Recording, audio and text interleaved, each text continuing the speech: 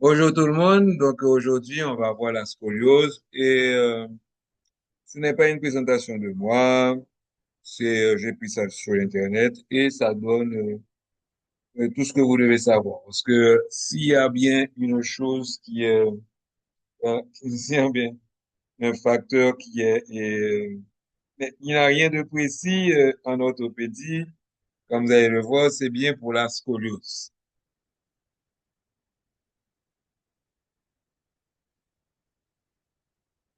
Alors, qui dit scoliose, et dit croissance. Parce qu'on verra que la principale scoliose, c'est la scoliose idiopathique. Ça veut dire idiopathique, ça veut dire on ne sait pas qu'est-ce qui est la véritable cause. Il y a tellement de facteurs qui peuvent entraîner la scoliose, et donc on ne sait pas lequel qui est primordial. Donc on appelle ça la scoliose idiopathique, c'est quand on n'a pas de cause pour ça. Je me souviens quand j'étais petit, on avait imputé la scoliose au port du sac à dos. Et on avait imputé la scoliose aux écoliers qui, assis sur les bancs de l'école, ne se tenaient pas droit. Donc, la première chose qu'on doit savoir, c'est que la scoliose est liée à la croissance de la personne. OK? Et cette croissance-là peut être déterminée c'est-à-dire que plus la personne a de temps pour grandir, et plus sa scoliose va se déformer. Le premier le diagramme qu'on voit ici, OK, on voit que donc ça, c'est la vitesse de croissance du rachis. On voit que cette vitesse, ça va décroître, OK, et au début de l'adolescence, le rachis va croître.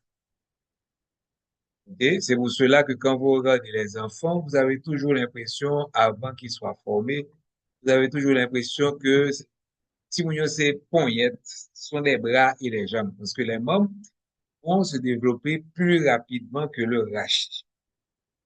Et à peu près 2 ans, 2 à 3 ans avant les règles, vous allez avoir un grand développement du rachis qui va être responsable de la plus grosse déformation lors de la scoliose. OK? Et le rachis des femmes, OK, s'arrête de grandir 2 ans après les règles. Donc, on parle du rachis, on ne parle pas des membres. Maintenant, pour déterminer le temps qui vous reste à grandir, qui reste à l'enfant de grandir, il faut faire une radiographie de la colonne, pardon, une radiographie du bassin.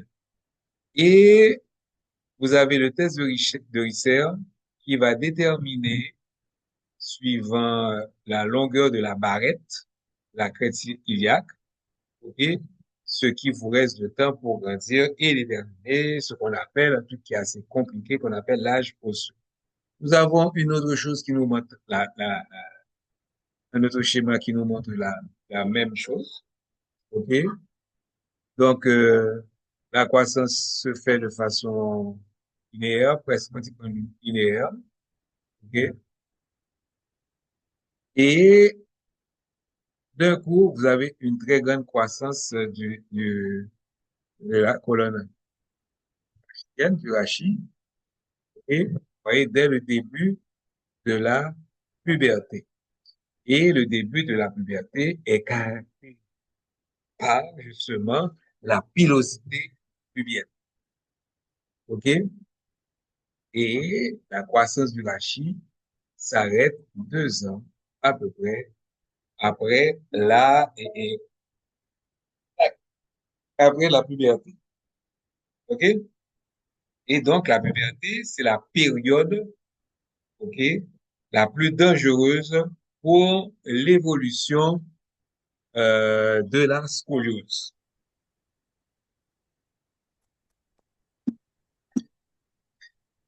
Donc, suivant le schéma, on voit où est-ce que, quelle est la période qui catalyse le plus les traitements pour la scoliose. Donc, c'est la période de phase de croissance rapide du rachis lors de la puberté. Et c'est donc à ce moment-là qu'il faut utiliser le traitement. OK? Et nous avons une bonne évolution à ce moment-là. Donc, la définition de la scoliose, c'est une déviation structurelle de la colonne vertébrale, OK, qui ne disparaît pas avec l'inclinaison du bassin ou lorsque le patient se penche en avant.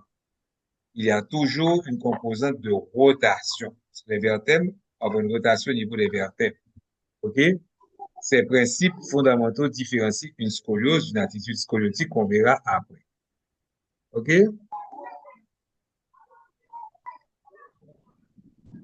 Hmm. Ensuite, l'attitude Deuxième nom, c'est bon. scoliotique, elle est due, quand vous regardez Il faut la l'envoyer. radiographie. OK, attendez. OK. Quand vous regardez la radiographie, vous avez l'impression que la personne a une scoliose. Quand vous regardez l'enfant, la première chose que vous devez bien regarder, c'est les crêtes iliaques. Vous voyez que les crêtes iliaques ne sont pas horizontales. Donc, c'est dû au fait que l'enfant, il a un membre inférieur qui est plus court que l'autre. Et lorsqu'on met une petite cale sous le pied, automatiquement, les crêtes iliaques, le bassin devient horizontal et la déformation disparaît. Donc ça, c'est ce qu'on appelle l'attitude scoliotique qui est due au fait, l'une des raisons, c'est dû à l'inégalité des membres inférieurs. Donc ce n'est pas une scoliose. Maintenant, la rotation vertébrale, OK, va entraîner une déformation des côtes. Ainsi, mon nom, il pral bossu. Où il s'agit bossu, ce qu'on appelle le terme technique, c'est la gibbosité, OK? C'est justement parce que vous avez une partie des côtes et qui vont apparaître beaucoup mieux au niveau postérieur et si la déformation est très forte, aussi en intérieur. Donc, la personne aura une bosse devant, une bosse derrière. C'est ce qu'on appelle Quasimodo. Et on a fait justement un film qui était Le Bossu de Notre-Dame. En fait, c'était quelqu'un qui est scoliotique. Maintenant, la gibbosité étant le maître symptôme, comment la voir? Et bon, on voit la déformation au niveau de la colonne vertébrale, mais quand on demande à la personne de s'incliner en avant, on va voir justement cette bosse, cette gibbosité qu'on peut même mesurer. Voilà un exemple de scoliose. Et on le verra plus tard, mais cette personne a une scoliose double, elle a deux scolioses et qui remet le dos de sa position droite, ce qui fait que alors, lorsque vous voyez les épaules, vous voyez que les épaules sont à peu près au même niveau. Mais quand la personne se penche en avant, on voit bien cette gibbosité. OK? Donc, la scoliose, c'est pas seulement des courbures latérales, mais c'est aussi des rotations.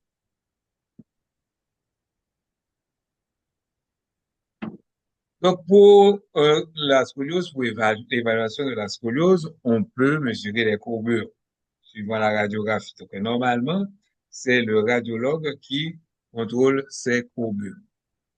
Donc, je vous ai montré pour consultation simple les différentes méthodes de calculer la courbure de la scoliose.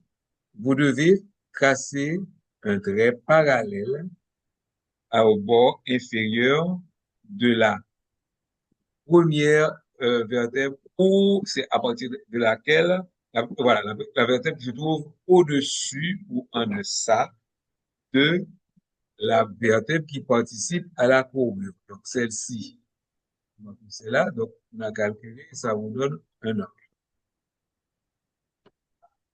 Nous avons différentes formes de scoliose. Il y a la scoliose lombale, la scoliose, donc c'est simplement au niveau lombal, on trouve ça. Entre les deux, vous avez la scoliose dorso-lombale, ok. Vous avez la scoliose dorsale.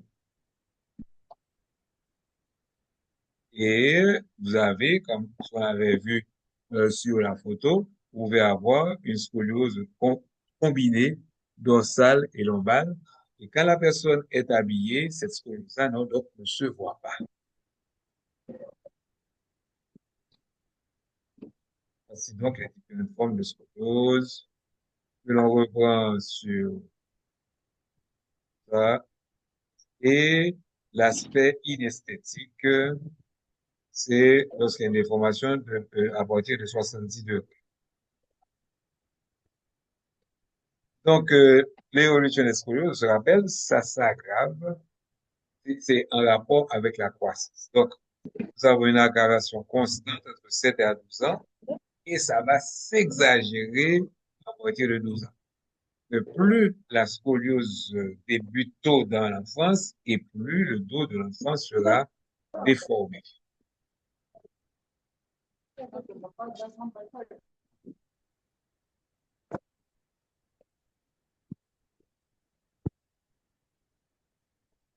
OK. Donc, on voit l'évolution des scolioses. Donc, aggravation entre 7 à 12 ans, période sensible à la puberté, il y a une stabilisation à la maturité osseuse. Ça s'accentue légèrement lors des grossesses et avec l'âge, et naturellement, OK, l'arthrose va aggraver les scolioses.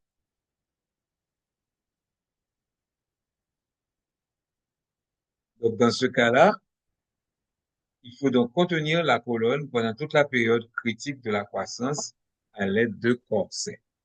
Et si les corsets ne suffisent pas, si le tronc est très déformé, on peut utiliser la chirurgie. Donc, pour les corsets, la caractéristique des corsets, il faut 3 appuis. OK? Vous avez 1, 2 et 3 pour dresser la colonne. Avant ça, OK, vous avez la table de Cottrell, OK, où on va étirer le, on va étirer la colonne et utiliser des bonnes, là c'est une bonne rouge, pour essayer de remettre le dos à sa place. OK? Bon. Quand j'étais en Belgique, j'avais vu cette fameuse table de Cottrell et les patients appelaient cette table la table de torture. OK? Là, voici, on met en place justement les bonnes. Vous avez le principe des 3 points d'appui et celle-ci est mise au sommet de la déformation pour essayer de redresser le, le, le tronc. Et une fois que c'est droit, on fait un moulage de plâtre. Et c'est ce moulage de plâtre, OK, qu'on peut laisser, mais maintenant on a évolué, c'est grâce à ce moulage de plâtre que le physiothérapeute et le prothésiste va pouvoir mettre sur pied le corset. On voit bien 1, 2, 3 appuis. Donc vous avez plutôt, c'est mieux ici. Un appui, un appui ici, au pied de la courbure, et le troisième ici qui est au sommet de la courbure pour justement redresser la colonne vertébrale. Donc, nous avons différentes sortes de corsets.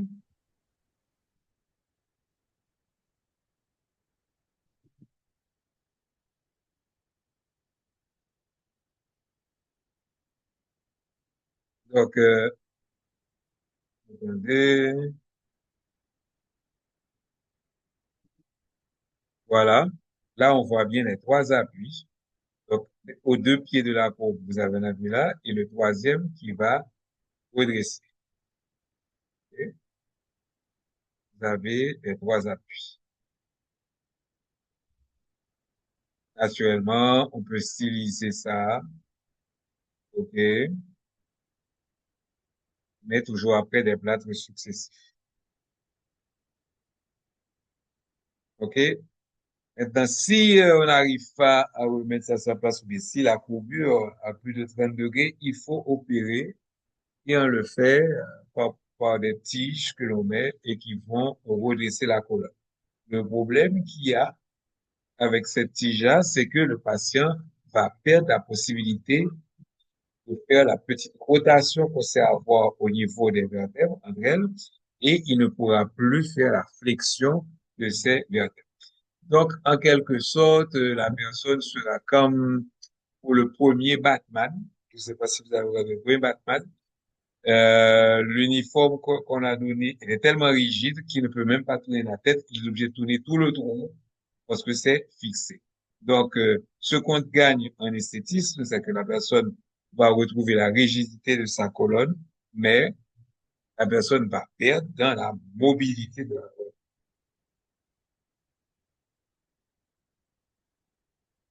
Donc, en résumé, on met des corsets, et si ça ne marche pas, on opère. Ce sont des interventions qui peuvent durer jusqu'à 8 heures de temps, tellement c'est long pour la correction. Donc, nous avons différentes méthodes. Voilà. Donc, c'était tout pour aujourd'hui. Je vous laisse ça, je vous enverrai ça. OK? Il y a un petit questionnaire que j'aime bien. Voilà. On vous dit à l'examen d'une scoliose structurale quelle est ou sont là où les propositions exactes est caractérisée par un déséquilibre du bassin, est caractérisée par l'existence d'une gibbosité du côté de la convexité, gibbosité du côté de la concavité est caractérisée par le fait que la gibbosité disparaît en épisode latérale. Aucune réponse n'est exacte. En fin de compte, c'est la deuxième réponse, est caractérisée par une gibbosité du côté de la convexité. Jeune fille de 13 ans qui présente une déviation du rachis, indiquez le signe clinique qui permet d'affirmer le diagnostic de la scoliose. Et donc, toujours encore déséquilibre du bassin qui veut rien dire. Déséquilibre du tronc, raideur rachidienne, c'est sûr que c'est pas vrai.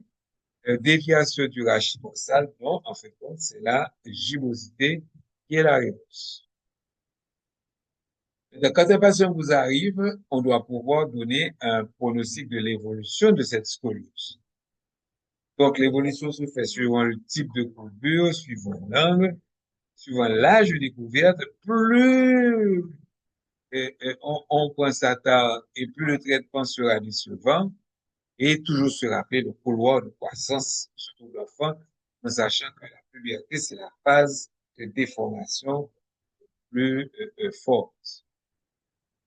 Et ainsi, chez le petit enfant avant 4 ans, le pronostic est plus sévère parce qu'il va déformer sa colonne pendant toute sa croissance. C'est une urgence thérapeutique et qu'on met des essais, des plâtres et on surveille ça pendant 3 mois. Toujours avant la puberté. Normalement, dans des pays développés, vous avez un dépistage par la médecine scolaire, vous avez des visites médicales chaque année que l'on fait dans les différentes classes, malheureusement, ça suffit. OK? Et on surveille. Étant pubertaire, attention aux angulations et c'est à ce moment-là que ça peut se développer. Donc, pour les petites angulations, on regarde si c'est stable, pas de traitement. Si on voit que ça évolue, un corset à temps partiel ou à plein temps et une rééducation. Donc, à temps partiel, vous demandez simplement à l'adolescent de mettre le corset quand il est chez lui. OK? La rééducation, je vous conseille d'aller voir sur Internet toute rééducation. Il y a une rééducation qui se fait avec un ballon où la personne s'incline latéralement sur le ballon, mais du côté de la convexité. OK? Et naturellement, vous avez de véritables physiothérapeutes. On n'a pas encore réellement ça là ici, qui vous permet justement de faire la rééducation du dos. Donc, angulation inférieure à 40 degrés, vous avez un traitement orthopédique et après le pic pubertaire, le cancer à appui thoracique. supérieur à 40-50 degrés, il faut penser à la chirurgie. OK? Donc, autre possibilité thérapeutique, c'est kiné, conseil, apport uniquement nocturne. OK? En fin de compte, le traitement se fait à la carte, c'est-à-dire que chaque patient a pratiquement un traitement qui lui est propre.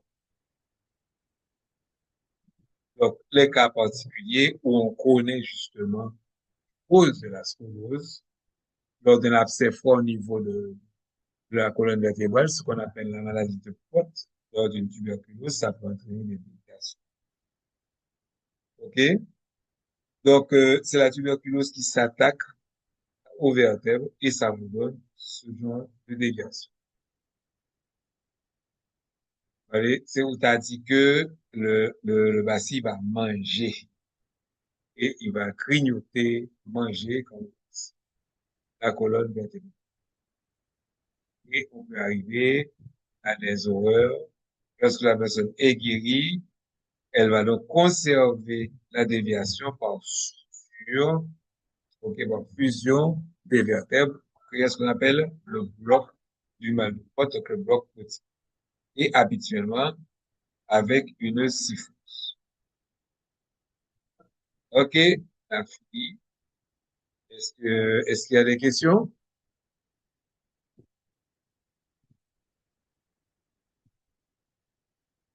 Donc, en Haïti, c'est très compliqué de faire le traitement de la scoliose, parce que, en fait, quand la personne qui fait le traitement de la scoliose, c'est surtout le kiné, avec la table de cocktail et les conseils. Le médecin n'est là que pour voir que si le traitement se fait bien et ou surtout, le médecin est là pour les obligations